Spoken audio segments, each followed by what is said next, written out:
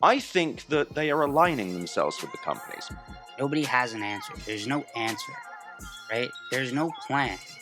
I will be fine. Um, You will not. You should be scared, but it's also a good thing because economy. it's like people really don't know what the fuck they're doing or what they're saying, so they're just going off of self-interest and hoping it gets them somewhere. When the pandemic was coming or it was getting bad, really a lot of the coverage was about what should we be doing, or who are the people doing the wrong thing. And it also comes back to the question of why are we doing this? Why the fuck are we doing this?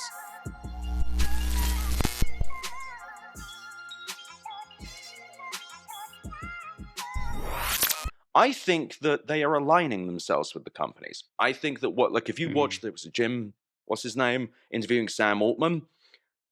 I think that there is a level of, and I would put this across people like Kevin Roos and Casey Newton, these are my words, not Cal's, that they're aligning them, that they're saying, we think this is going to happen, and we're here to tell you, great news. This is good news for me, the writer, because I will be safe somehow. I will be fine. You will not. You should be scared, but it's also a good thing because economy, market, good.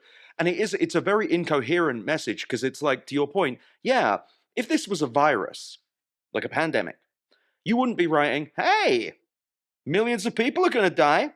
What? Pretty good, right? Hey, it'll be good. We'll have less people. That'd be good, right? It would be seen as peculiar. Yeah, I think that's an interesting analogy. I want to just pull on that thread a little bit because I think COVID gives I think it gives two different interesting observations that go in both directions, right? So I think you're definitely right. What you're saying is when the pandemic was coming or it was getting bad, really a lot of the coverage was about what should we be doing, or who are the people doing the wrong thing. But it was very much coming from this angle of like, okay, we need to do whatever it is. Like, we need to be better about this. It's got to be vaccines. It's got to be masks. It's got to be, pick your mitigation, whether you like it or not. It was very focused on what should we be doing, or who is it that's getting in the way of a plan that. It's because nobody in this case knows the answer. Nobody has an answer. There's no answer, right? There's no plan. And it's this weird gamble. Like, there's all these weird mechanisms that go into this that make it sort of oddly unique. And one of it is like the gamble to utopia. Like, I'm going to be God King of the universe. And if I'm not, so I'm going to be safe. And if I'm not, then I gave birth to the supreme being, right? And there's a weirdo thing there with like the billionaire people. I really believe that. I really think there's like this ideological cult like thing happening in Silicon Valley, happening with the people building this stuff. I don't think cults are strange. I don't think psychopathic behavior, delusional behavior is uncommon. I think there is a real pseudo religious thing happening there, but I don't think it's the whole pie. I do think also what they're saying is a lot of the hype, a lot of the marketing. Some of us just want to be hyper mega wealthy. I just did, a thing with Bernie Sanders talking about that, like massive profits, right? They think they're going to have some sort of techno feudal thing. Then I think it's what a lot of the AI safety advocates talk about. I think Tristan Harris talks about this, is that there's this sort of duty they think that they have because they believe it's inevitable. And that is, they've bought into the race dynamic that they've created, right? And so there's this race, so they're stuck. So they can justify anything. So I actually think it's a combination of all. I do think there are journalists aligning themselves with these companies, thinking that they're going to have some kind of safe seat and they're going to be taken care of financially, whatever the case. They're just eating up whatever the fuck the CEOs like Altman and all these people are feeding them. I think it's this weird combination of all these things depending on who you're talking to. And so do I think a lot of them are just bald-faced lying? Absolutely. And do I think a lot of them are also just going after profit? Yeah. Do I think a lot of them actually ideologically believe the fucking nonsense that they've been teaching themselves in Silicon Valley for 20 years or whatever? I think it's that. And then I think it's a combination of all of the things that they're talking about. It's profit motive, it's the gamble, it's the inevitability question, it's the credit thing, it's the it's it's the I'm feeling trapped thing, like it's the race thing, like it's all these different things I think that are like giving to this psychotic, insane, situational like race to the bottom. Like it is so weird. Like I've watched videos from coming from so many different angles, and like that's where my head goes. And that's also why I think it's what they're saying is true, but also not entirely true because I actually think in some level they're giving them too much credit. Like I think these guys actually think that some of these guys are actually kind of like rational actors for the most part that are just trying to like you know pull the wool over everybody's eyes to make money. And I think in a normal capitalist like greed corrupt perspective, that's normally what you would expect. But I legitimately think there's more going on here that is weirder than just some like money con. Like it's weirder than that, I think. Yeah, go on. Yeah, I think that's an interesting analogy. I want to just pull on that thread a little bit because I think COVID gives an interesting. I think it gives two different interesting observations that go in both directions, right? So I think you're definitely right. What you're saying is when the pandemic was coming or it was getting bad, really a lot of the coverage was about what should we be doing or who are the people doing the wrong thing. But it was very much coming from this angle of like, okay, we need to do whatever it is. Like we need to be better about this. It's got to be vaccines. It's got to be masks. It's got to be pick your mitigation, whether you like it or not. It was very focused on what should we be doing or who is it that's getting in the way of a plan that maybe would get us out of this, which is where I think you're very right, is that you did not see a lot of COVID pieces that were just, well, I'm just going to kind of walk through like all the different ways, you might die and the morgues are going to fill up and, that's COVID. And they kind That's just how life goes.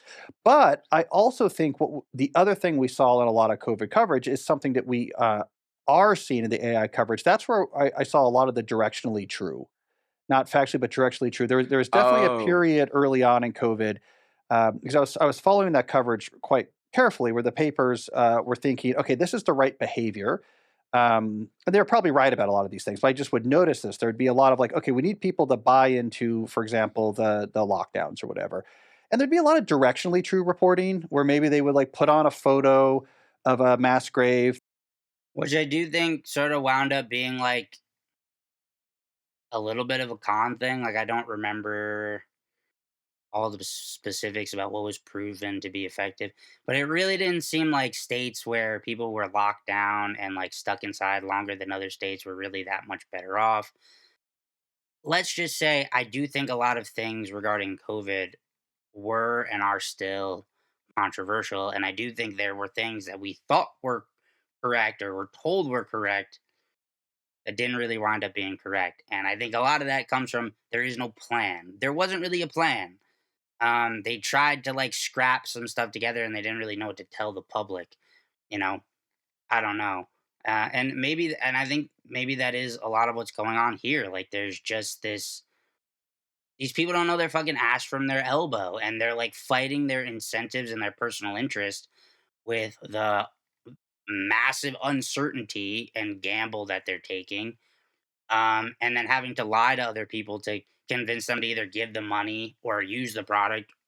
Um, and it's just this weird combination. And I think at the end of it, it's like people really don't know what the fuck they're doing or what they're saying. So they're just going off of self interest and hoping it gets them somewhere. Like I don't really know.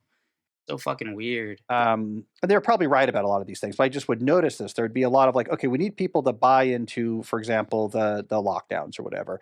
And there'd be a lot of directionally true reporting where maybe they would like put on a photo of a mass grave that was sort of unrelated to COVID, or you would see a lot of there'd be pushback from like conservatives about schools, and then they put a lot of articles in the paper about teachers dying of COVID, even though they weren't in school, they got COVID elsewhere. And if you really pushed on it, it was because um, it's directionally true. Like the general or more general truth here is like we need to be worried about this or these mitigations work. It doesn't matter if this photo. This actually sort of came up in my debate with Leron. He thought I was making a point that I wasn't really actually trying to make, but he thought that I regarding like when me and him spoke about Karen Howe, he thought that I was saying that even though I knew, or he thought that I knew Karen Howe was wrong about um, her water thing. It's I he was essentially accusing me, saying that I was basically still advocating for her. Well, even though she's wrong, the advocacy part is still good, so we should just let the lies slide, right? And what wound up being true is that I actually didn't know that she made a mistake in her calculations. Karen Howe made a mistake about how much uh, water is being used by data centers, which she actually went and corrected, by the way. Um, and so basically, he was making the accusation that even if the finer details are incorrect, as long as it's going in the right direction, we're just going to stick with that reporting. And like what they're saying, I can't refute. I mean, I think it makes sense. I think, in a lot of cases, it's just whatever gets us the attention, whatever gets us the clicks, whatever gets us to this. Or, it's hard to fully refute. Like, even though we can't fully prove all the underlying information, this still follows our agenda, either for or against. I can't say that that's out and out wrong.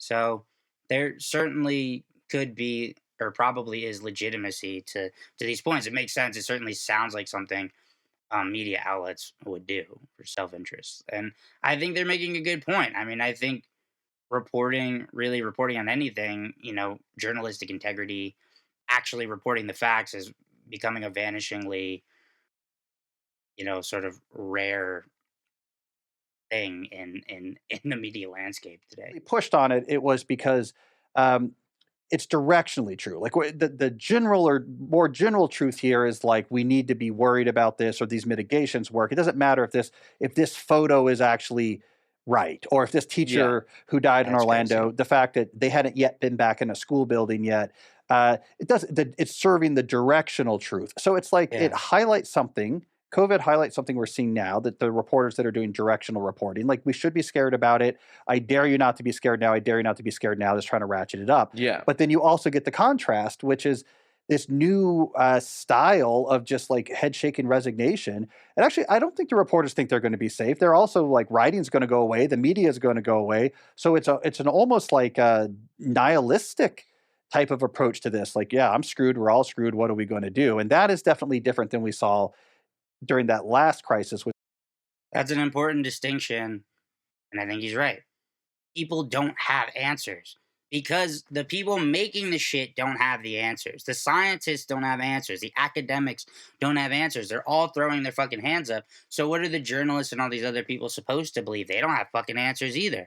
And yeah, I mean, as much as I think the sort of doomer stuff needs to be considered and should be taken seriously, there is certainly, I'm sure, a market for this stuff now, because now it creates engaging content. I don't want to be that person that makes purely doomeristic content just to get clicks and stuff. I want to try to get to the bottom of this and have people feel educated, and be aware of the issues, but not to just be alarmist for the sake of being alarmist. But yeah, again, I think this speaks to like these like people don't know. And it also comes back to the question of, why are we doing this? Why the fuck are we doing this?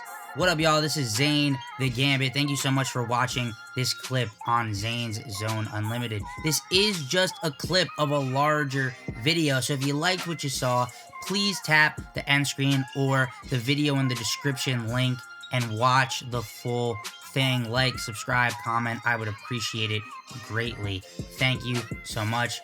I'm out.